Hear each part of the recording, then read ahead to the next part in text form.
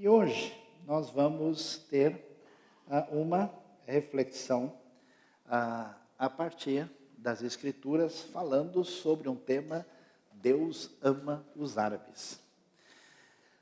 Eu não sei como é que tem sido a sua experiência, mas eu fiquei impressionado. Tivemos agora uma boa oportunidade de conhecer diversos lugares na Europa, numa viagem falando sobre a Reforma Protestante, e foi assustador ver numa igreja a figura ridicularizando os judeus que viviam naquela cidade, onde no alto da construção da igreja aparece um rabino atrás de um porco, como que se fosse se alimentar do porco e tentando com isso ridicularizar os judeus que passavam por ali, porque era o caminho deles. Isso até recebeu um nome na história. É impressionante como, depois da reforma, nós tivemos uma série de guerras que tomaram conta da Europa, onde durante décadas pessoas mataram umas às outras em nome de Deus. Claro que o ser humano sempre matou, independente de religião ou não, mas parece que muitas vezes o uso da ferramenta sagrada torna a coisa mais complicada.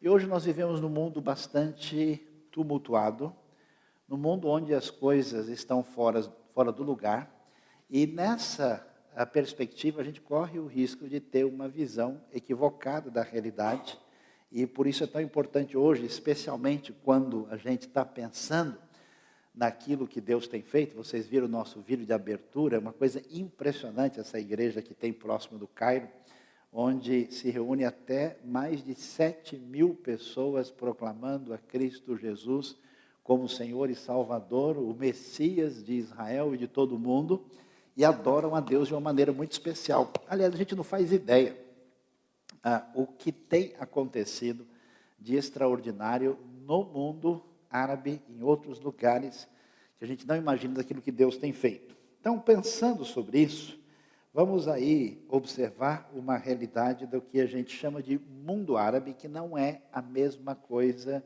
que mundo islâmico.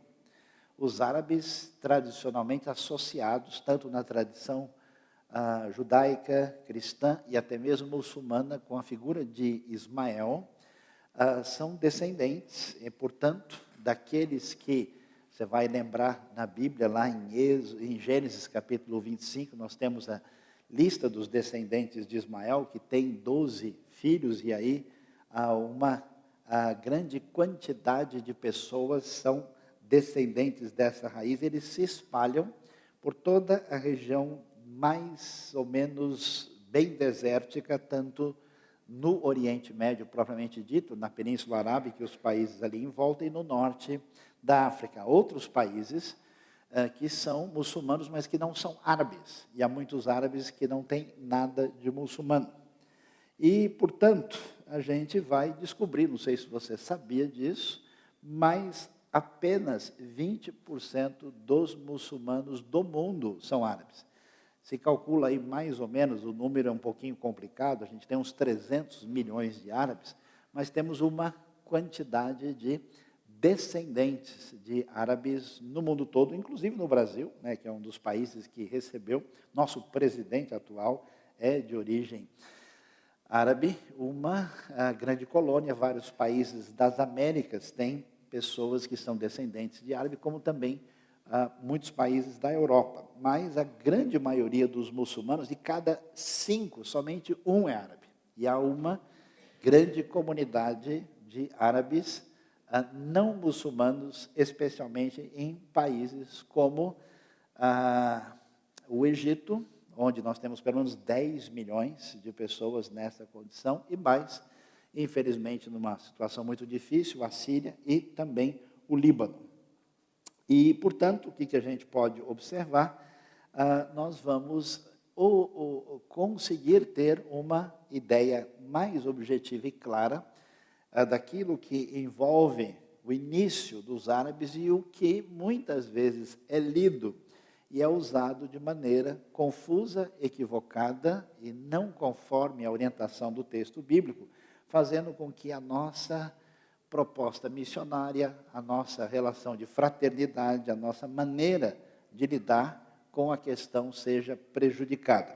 Aí você pode ver, vai se lembrar que Abraão, esposo de Sara, originalmente Sarai, ela tem uma serva, que nós vamos ver um pouquinho a história, Agar, e então Ismael é a origem aí da descendência dos árabes, conforme toda a tradição. O que a gente vai descobrir? Nós vamos ver a história de Agar em Gênesis 16, e a história é bastante interessante, e geralmente a gente não consegue entender bem o texto bíblico, porque a gente tem um ponto de partida, uma referência, que não está em sintonia com o que o texto quer dizer.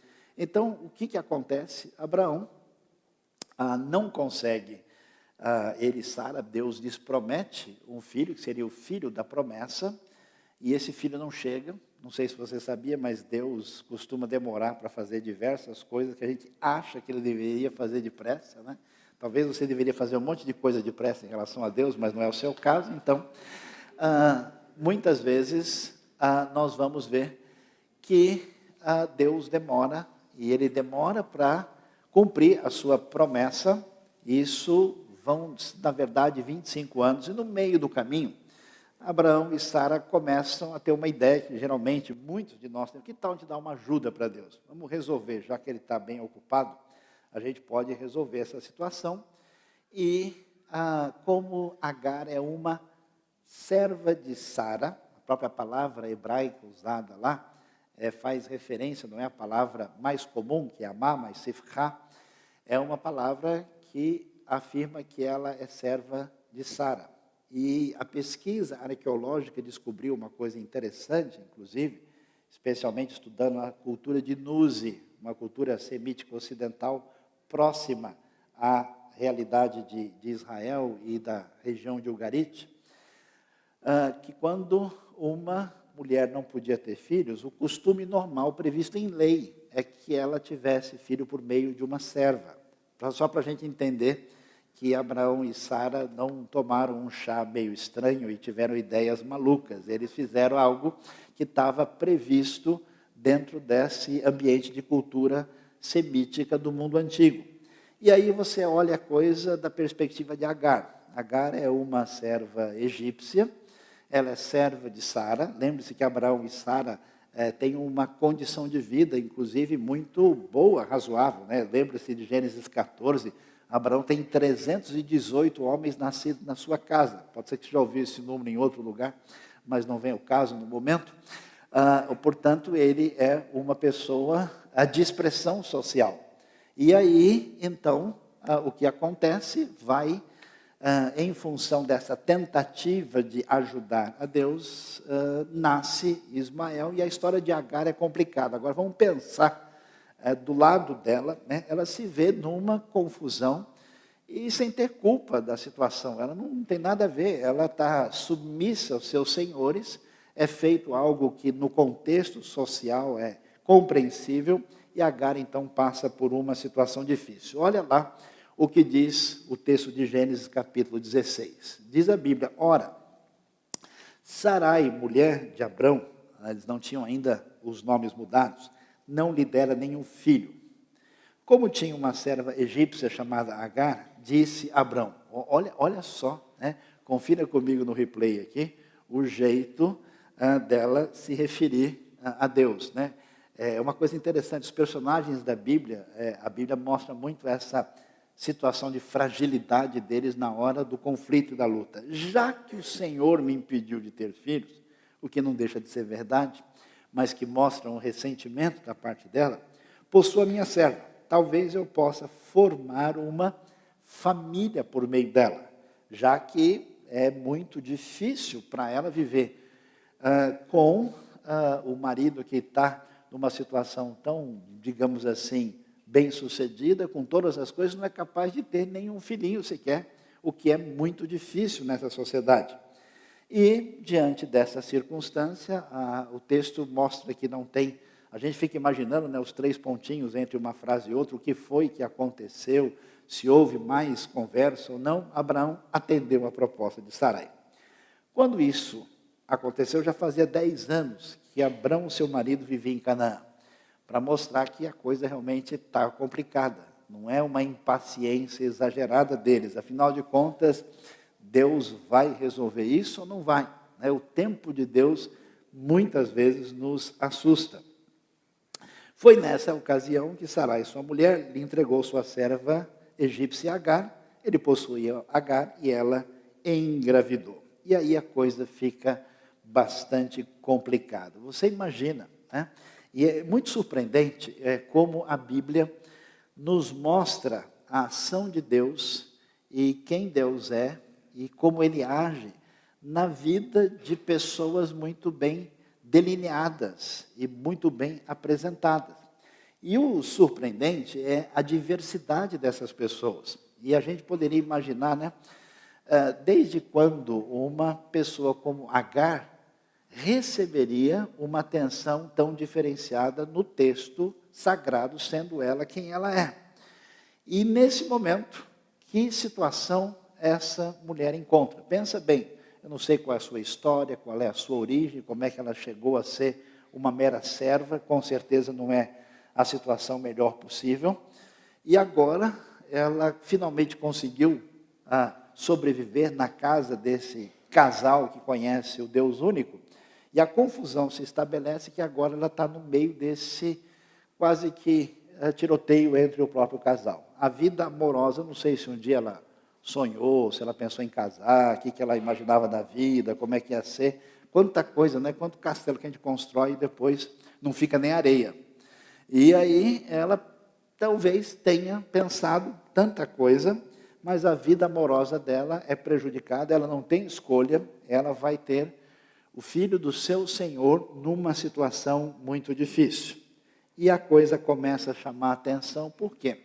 Porque a Bíblia, na sua sabedoria, ela apresenta para a gente um equilíbrio entre duas coisas que, se a gente não entender direito, a nossa cabeça vai ficar confusa.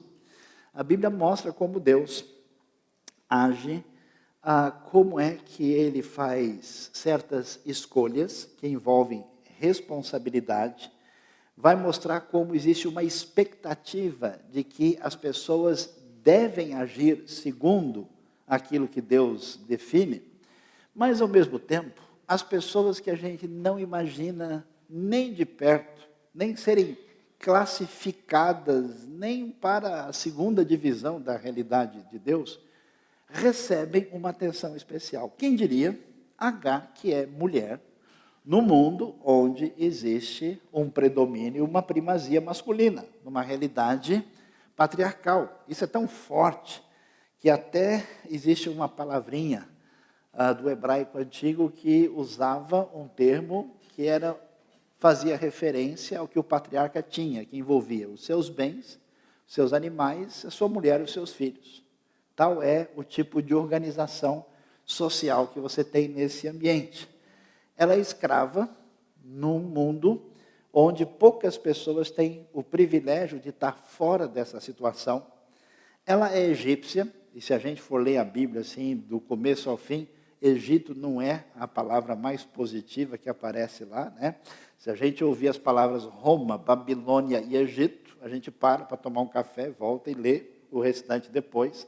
A associação é pouco positiva e ela divide o marido com a sua senhora. Eu não sei se Agar pedisse carta para participar da IBNU, né, quisesse ser membro aqui, acho que teríamos uma assembleia especial e extraordinária para ver se a gente deixaria pelo menos estacionar o carro lá fora, porque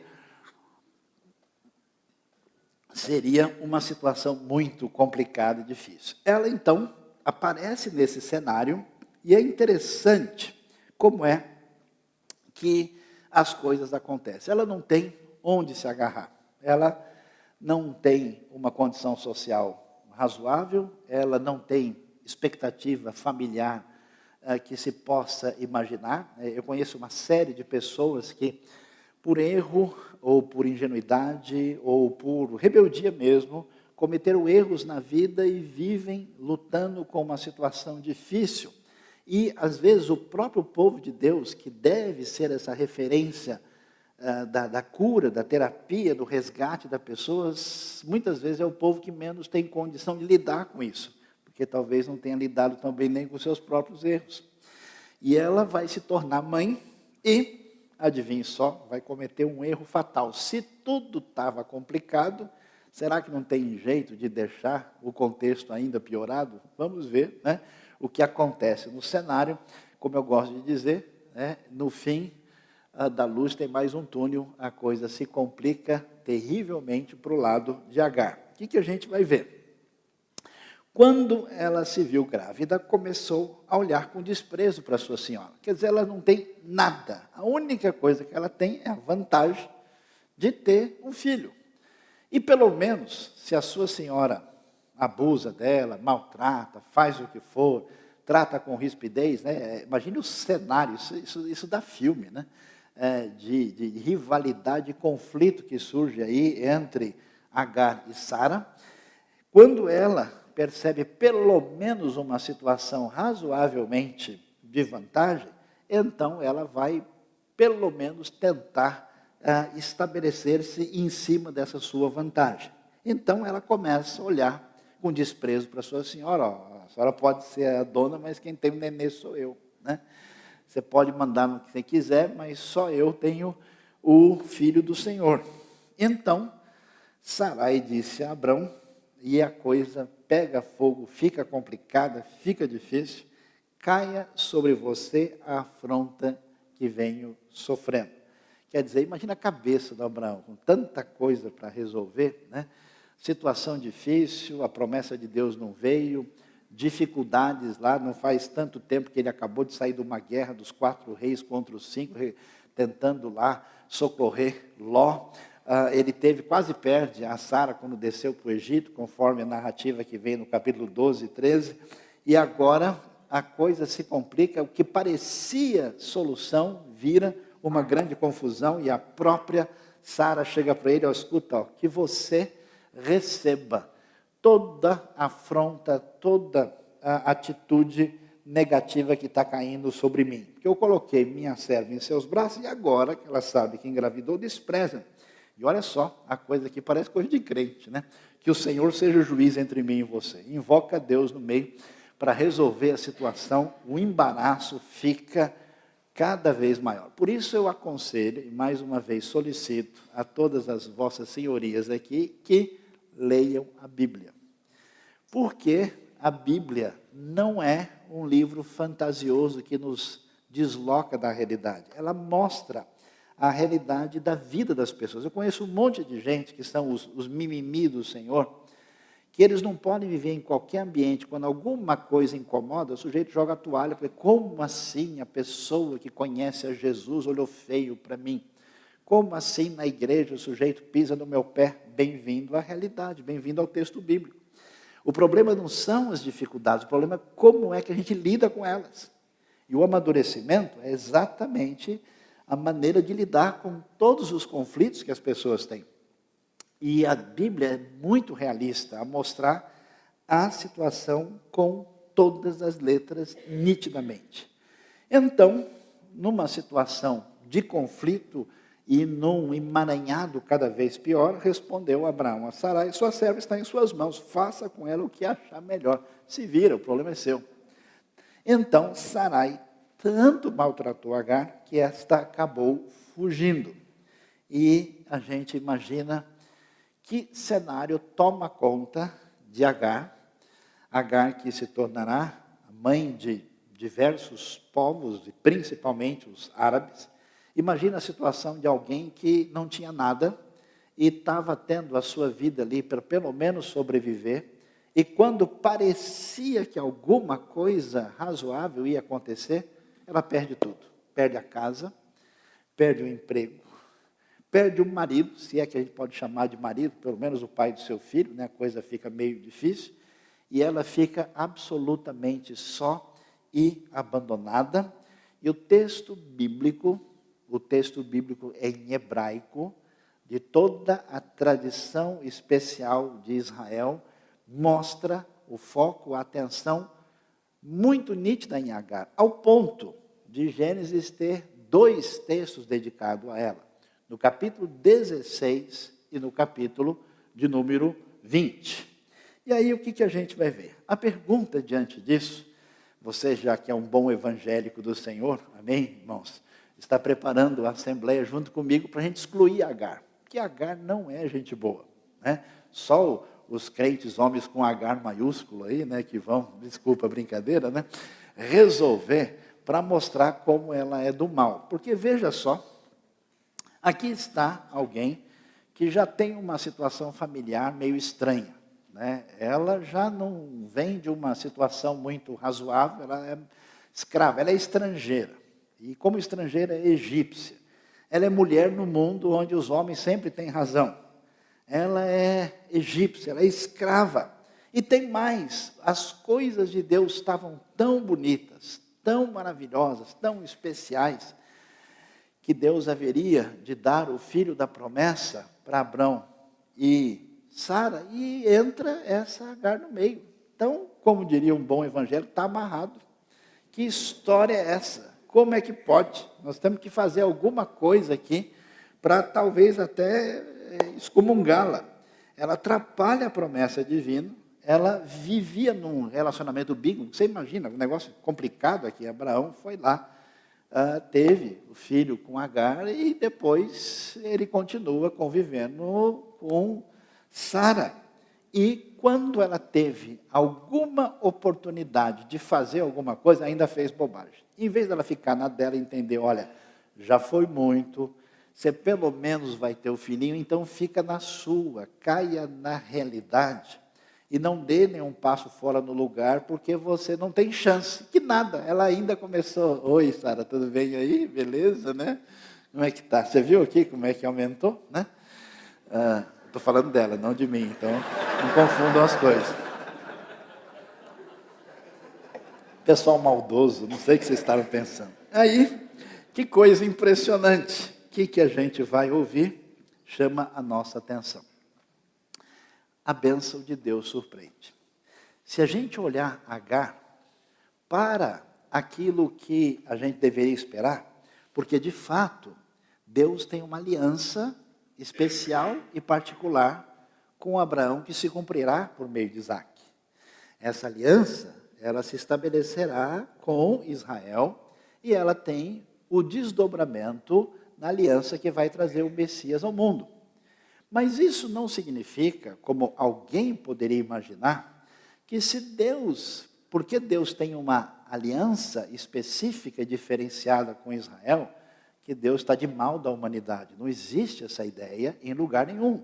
Não existe uma ideia na Bíblia, nem de rejeição ao povo judeu, e nem uma ideia de que, porque Deus tem aliança com Israel, que Romanos 11 vai dizer que é irrevogável, não quer dizer que os outros povos e qualquer nação não seja amado e não esteja no horizonte da ação divina. Essa polarização complicada é que é o problema. Então, o que acontece? Apesar de Agar não ter absolutamente nenhum ponto favorável, né, a contagem de milhas dela é igual a 0, o seu saldo está mais do que negativo, ela não tem nada para oferecer, parece comigo e com você, olha que legal, né? Nessa circunstância, o que acontece? Olha que coisa extraordinária e especial. Eu jamais imaginaria que Deus fosse atrás de Agar se eu não tivesse lido a história. Quando você vê alguém que faz bobagem, burrada, o que você tem vontade de fazer? Agora deixa. O cara é burro mesmo. Falamos 10 vezes, ele resolveu fazer isso. Agora, qual é a resposta certa na nossa religião? O problema é dele. O problema é dela. Agora se vira. Às vezes fala até para os filhos, né? Faz uma boa. Agora vai lá. Você se vira, não quero conversa com você agora. Pois é, meus queridos, Deus vai atrás de Agar e promete abençoá-la. Isso surpreende a gente. Por quê? Porque o Deus da graça bendita que nós celebramos, desse amor incondicional demonstrado na pessoa do Messias Jesus, esse Deus é o Deus que age nas páginas de toda a Bíblia e também no Antigo Testamento, nos livros da lei. Então, olha que coisa, é de arrepiar, porque presta atenção. Existe na Bíblia uma expressão chamada o anjo do Senhor. Esse anjo do Senhor, às vezes, é um mensageiro de Deus. As traduções mais bem pensadas, elas até fazem uma distinção se esse anjo é com letra maiúscula ou minúscula. E quando a gente vai olhar corretamente, aqui a NVI coloca: o anjo do Senhor encontrou Agar perto de uma fonte no deserto. Quando o texto está com letra maiúscula, esse anjo, que acontece em diversas passagens, isso é tecnicamente chamado de teofania. É um anjo que é o próprio Senhor.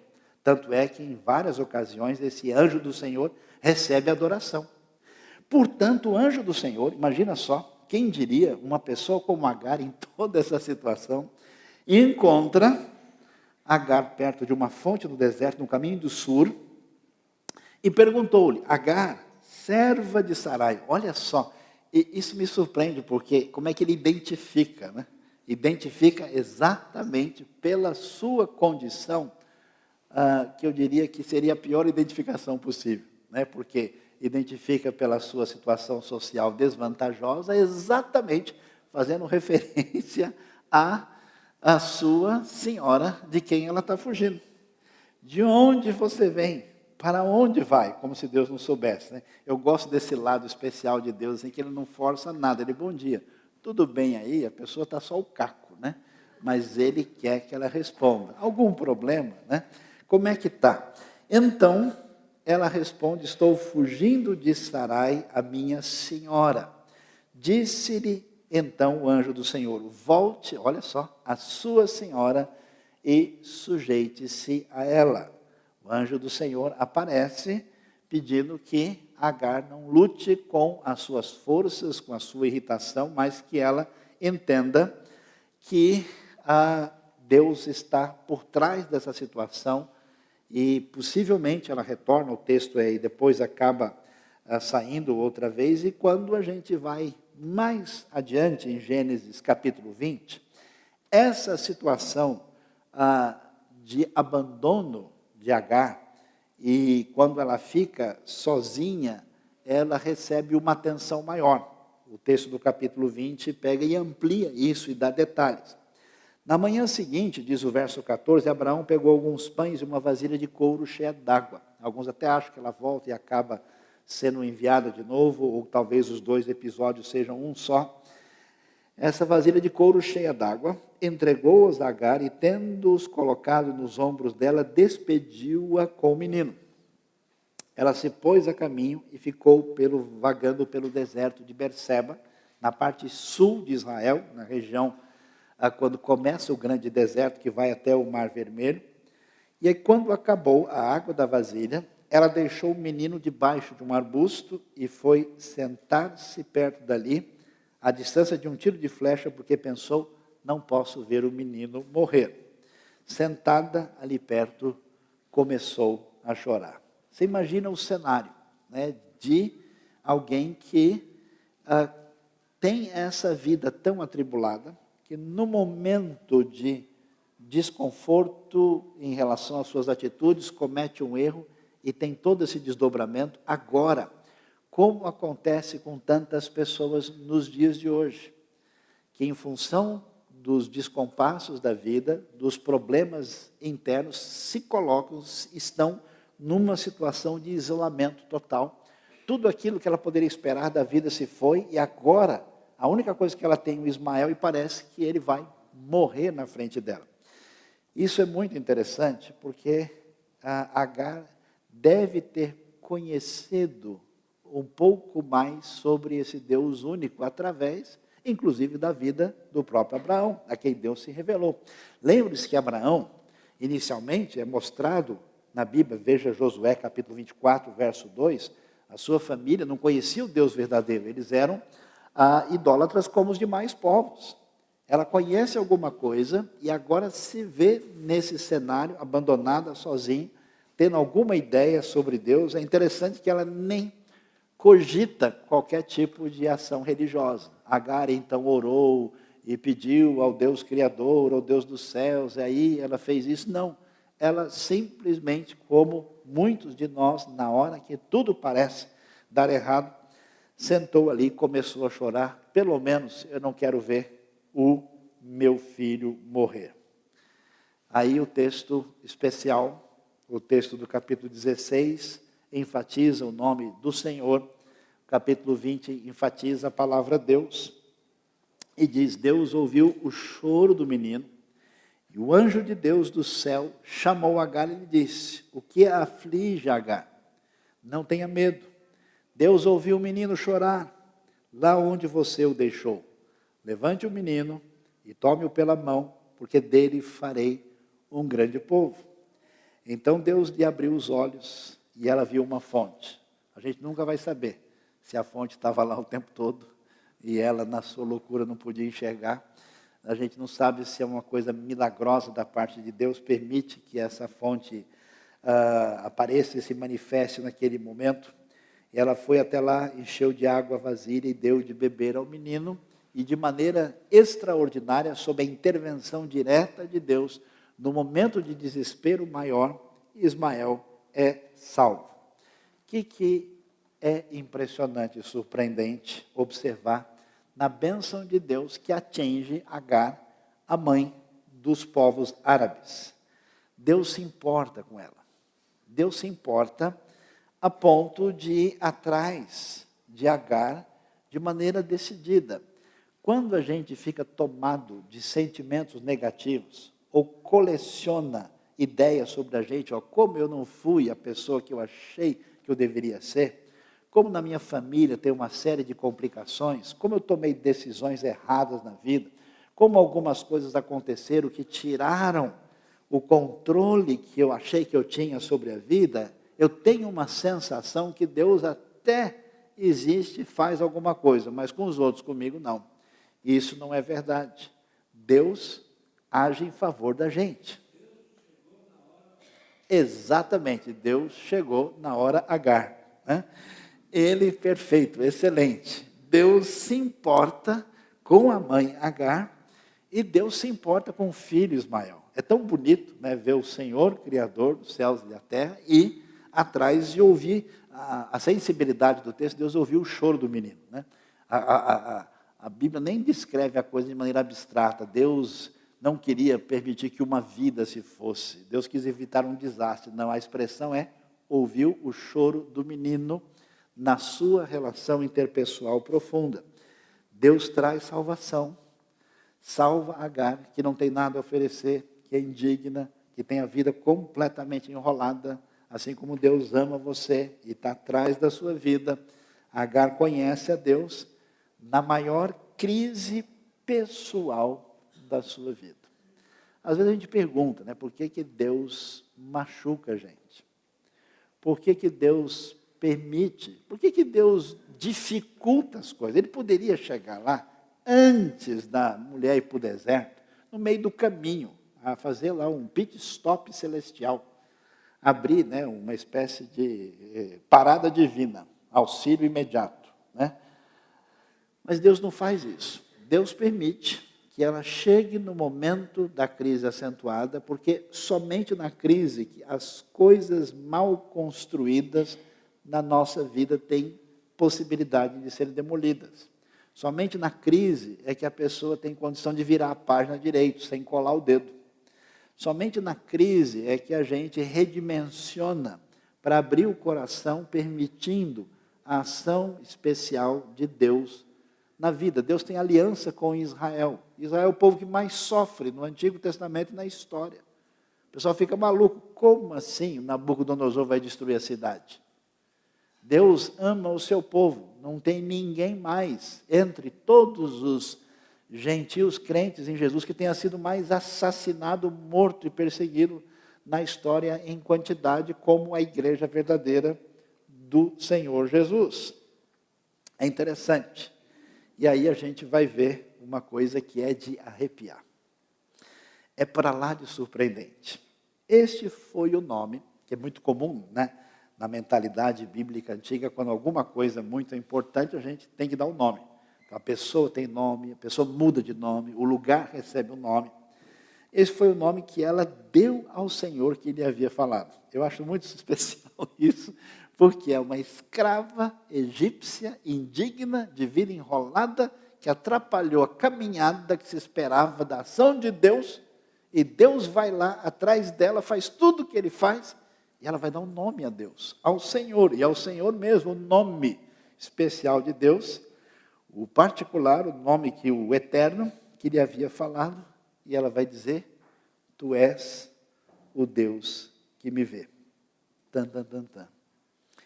Pois dissera, teria eu visto aquele que me vê. Por isso, o poço que fica entre Cádiz e Bered foi chamado, que é essa expressão que significa o poço, né, daquele que vê, é o Beer Lahai Roi, que é o nome dado ao poço, que vai nos surpreender muito, porque não existe na Bíblia, preste atenção, ninguém na narrativa bíblica que tenha tido uma experiência de proximidade com Deus, de se afirmar que em algum sentido essa pessoa viu a Deus antes de Agar. Poucas pessoas aparecem nesse cenário de relacionamento muito próximo e muito especial diante de Deus. Lembra de o nosso maior de todos, de toda a Torá, de toda a lei, Moisés? Qual é o grande sonho de Moisés? Senhor, posso dar uma olhadinha? Eu queria tanto ver. Aí Deus diz, Moisés, não dá para você contemplar de frente. Não dá para você ver, você não vai subsistir. Eu vou passar e você vai ver as costas, o rastro, o vestígio. Você não poderá me ver ficar vivo. É claro que Agar não vai ver Deus na sua plenitude, no seu encontro face a face, mas em algum sentido ela encontra, teria eu visto aquele que me vê? A coisa mais impressionante, que destaca essa graça incrível da parte de Deus, é que a pessoa que a gente jamais poderia imaginar vai ser a pessoa que tem a experiência mais extraordinária de proximidade diante de Deus.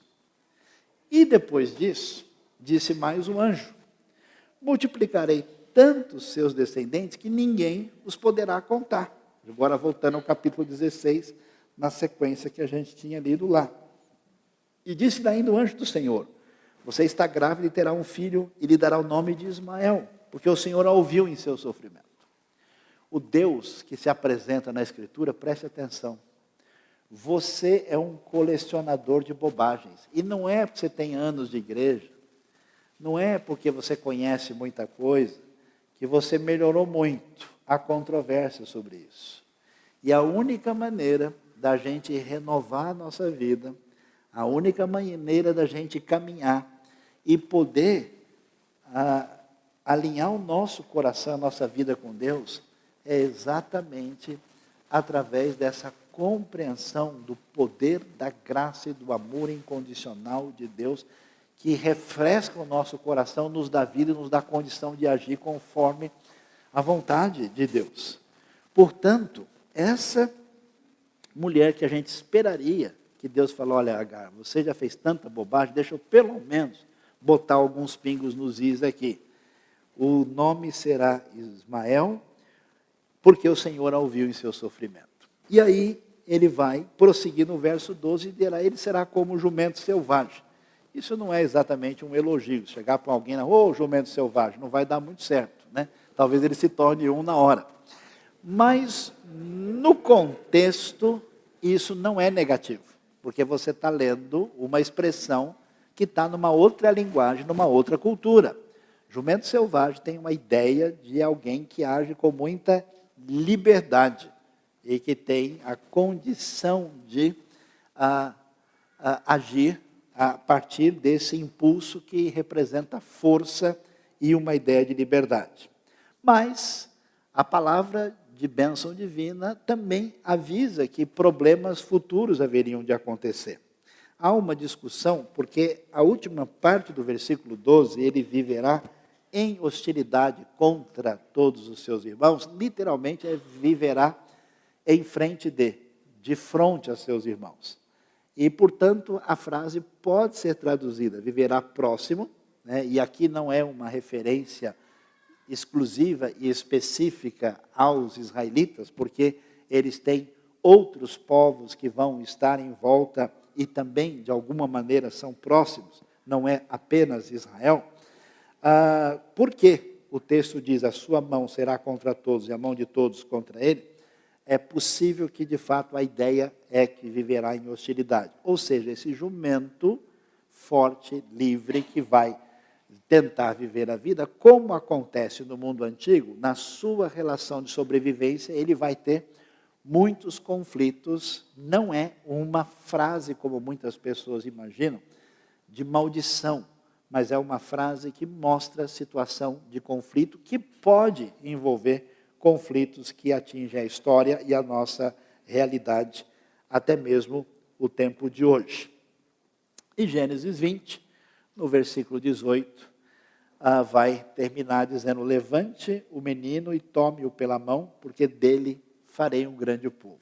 Portanto, a palavra que aparece para Agar, para Ismael e para sua descendência, é uma palavra marcada pela graça e promessa de Deus. É como a história de Caim. Vou colocar um sinal em você. Esse sinal é de maldição. E já houve uma série de tentativas estranhas de achar a maldição de Caim. E, na verdade, aquilo é um sinal de graça de Deus, de proteção, para que Caim tenha ainda chance de arrependimento. E o que acontece? Deus abençoa Agar, a indigna. E abençoa seu filho Ismael, inclusive de modo bastante especial. Ismael se torna uma grande nação, eles foram abençoados e serão mais abençoados no futuro outra vez. Por que é importante a gente perceber isso? Porque nós precisamos, à luz da Bíblia, acompanhar a caminhada da história. Deus tem feito coisas extraordinárias entre as nações. O Espírito está soprando. O poder de Deus se manifesta em vários lugares do mundo e a igreja de Cristo verdadeira deve estar sintonizada para fazer diferença nesse contexto. Deus sopra com poder hoje sobre Israel, fazendo diferença entre o povo da aliança de maneira como jamais foi vista na história. E o Espírito agora começa de novo a soprar sobre o povo árabe. E Deus está fazendo coisas especiais e extraordinárias que a gente, nos últimos 2 séculos, não viu nem de perto. E é interessante a gente ver isso. Olha que coisa interessante. Isaías, que vai apresentar a razão do julgamento que cai sobre Judá e também sobre Israel. Isaías é um profeta que vai falar de 740 a 680. Ele vai apresentar oráculos contra as nações, mas vai apresentar também palavras de promessa de Deus para o futuro. E olha que nesse horizonte escatológico, a gente não pode aqui talvez detalhar em que medida essa profecia é mais ou menos literal, mas olha o que ela diz em Isaías 19. Naquele dia haverá uma estrada do Egito para a Síria. Os assírios irão para o Egito. A Síria e o Egito são os piores inimigos de Israel que nós temos na Bíblia, além dos babilônios no Antigo Testamento. E os egípcios para a Síria.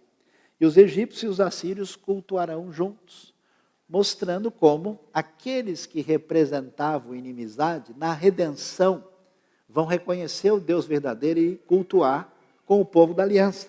Naquele dia, Israel será um mediador entre o Egito e a Síria. Babilônia não está aqui, que não tinha surgido ainda. Uma bênção na terra. Olha que coisa impressionante, é de arrepiar. O Senhor dos exércitos abençoará, dizendo, bendito sejam o Egito, meu povo, a Síria, obra de minhas mãos, e Israel, minha herança. Agar veio do Egito. Isaías 60, falando mais uma vez dessa redenção futura. Palavra enviada a Israel: levante-se e refúgia, porque chegou a sua luz e a glória do Senhor raia sobre você. Depois do julgamento, os profetas vão mostrar como Deus vai agir no futuro para trazer a redenção. Olha, a escuridão cobre a terra, densas trevas envolvem os povos, mas sobre você raia o Senhor, sobre você se vê a sua glória. As nações virão à sua luz e os reis ao fulgor do seu alvorecer. Porque a verdade saiu de Sião e alcançou as nações a partir do Messias Jesus. Olha ao redor e veja, todos se reúnem, vêm a você, de longe vêm os seus filhos, e as suas filhas vêm carregadas nos braços. Então o verás e ficarás radiante, o seu coração pulsará forte e se encherá de alegria, porque a riqueza dos mares lhe será trazida, e a você virão as riquezas das nações. Manadas de camelos cobrirão a sua terra, camelos novos de Midian e de Efá. Midian ao sul de tradicional a povoação dos descendentes de Ismael. Virão todos os de Sabá. Sabá é na região da Arábia, carregando ouro e incenso e proclamando o louvor do Senhor. Todos os rebanhos de Quedar, que também se refere a essa área desértica, se reunirão junto de você, os carneiros de Nebaiote, um descendente direto de Ismael, conforme você pode conferir lá em Gênesis 25. Serão aceitos como ofertas em meu altar e adornarei o meu glorioso templo. Portanto, o que a gente vai descobrir nessa história? É que essa bênção que vai atingir os ismaelitas e que vai se multiplicar e que na redenção o poder de Deus vai alcançar muitas dessas pessoas. Toda essa história atribulada, difícil, mas também abençoada, começou com a simples e sofrida Agar. E como pessoas que conhecem o Deus da Bíblia, o Evangelho de Cristo, a aliança de Deus com Israel, e como isso se amplia para as nações, e que envolve a realidade dos ismaelitas, dos árabes, nós temos a responsabilidade como Igreja de Cristo de fazer diferença, porque nós não temos na terra nenhum povo amaldiçoado de Deus, enquanto a graça de Cristo Jesus está aberta para redimir todas as pessoas que abrem o seu coração para ouvir o Evangelho. Portanto, a gente vai ver como Deus age na aliança específica, particular, que Ele tem com Israel, e fora dela. Vamos ver como Deus, que é o Deus da aliança com Israel, é um Deus que está agindo também entre as nações para levar o seu propósito final. Esse Deus ama os judeus, esse Deus ama os gentios, esse Deus ama os árabes. A coisa mais especial que eu vi, depois de conversar com alguns amigos em Israel que estavam planejando um momento de adoração entre judeus que creem no Messias Jesus e nos árabes que professam a fé em Jesus, fazendo um grande festival de louvor e adoração, e um deles virou para mim: a esperança para o mundo e para o Oriente Médio é Jesus, nosso Senhor. E achei tão impressionante, vocês podem até ver, existe até um vídeo onde você tem em Nazaré um grupo de judeus que acharam o seu próprio Messias, e dos árabes pulando, dançando e comemorando a grande vitória que há no Evangelho. Então, eu gostaria que hoje, nesse mundo tão cheio de ódio, de retaliação, e com os pensamentos que cedem ao mal, a gente assuma um compromisso de coração para tentar fazer diferença com aquilo que Deus nos dá a partir do Evangelho do nosso Messias Jesus. Amém, irmãos? Que Deus, então, nos abençoe nesse momento.